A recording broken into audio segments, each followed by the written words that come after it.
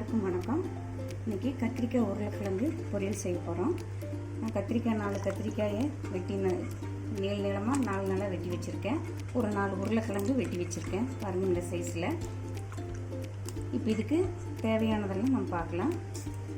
தாளிக்கிறதுக்கு கடுகு, வெங்காயம், கருவேப்பிலை, நமக்கு இஷ்டப்பட்டால் வரமிளகாய் கிள்ளி போட்டுக்கலாம். உப்பு, இது மிளகு பொடின்னு கோயம்புத்தூர் மாவட்டத்தில் சொல்லுவாங்க. இது மிளகு பொடின்னு, சாம்பார் பொடி இல்லை, இது மிளகு பொடி. பருப்பெல்லாம் போடாமல் இதை அரைக்கிறது. இது நமக்கு காரத்துக்கு தகுந்த மாதிரி போட்டுக்கலாம். கடைசியாக போடுறதுக்கு தேங்காய் துருவல் தேவையான அளவு எடுத்துக்கோங்க. வாங்கி இதை எப்படி செய்யலான்னு பார்க்கலாம். சட்டி அடுப்பில் வச்சுட்டேன், இது காஞ்சிடுச்சு. இப்போ எண்ணெய் 2 ஸ்பூன் போட்டுக்கலாம்.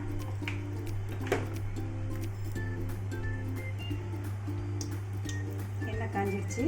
கடுகு போடுறேன், ஒரு 1/2 ஸ்பூன் கடுகு.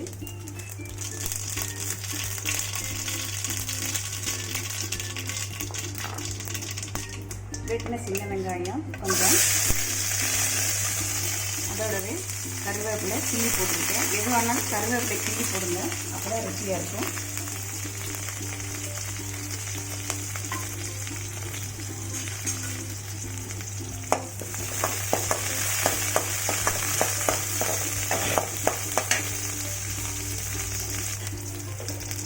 வெங்காயம் வதங்கிடுச்சு. இப்போ காயை போடணும்.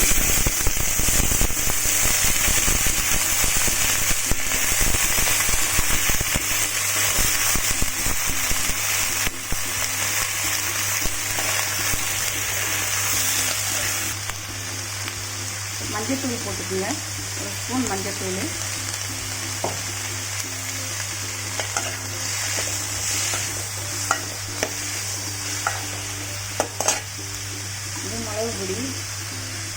மிளகு பொடினா எதுவும் நினச்சிக்காதீங்க.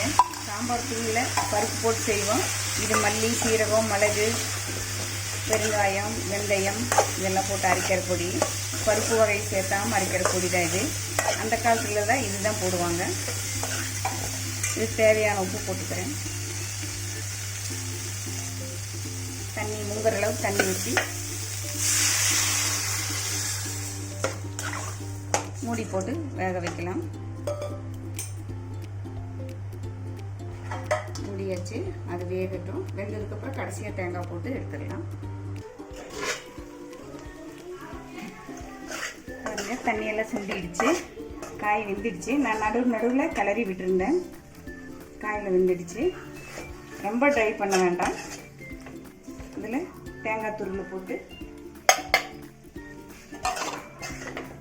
நல்லா கலக்கி, ரொம்ப தேங்காய் துருவில் போட்டு அடுப்பில் வச்சுருக்க வேண்டாம். நல்லா கலக்கி எடுத்துக்கலாம்.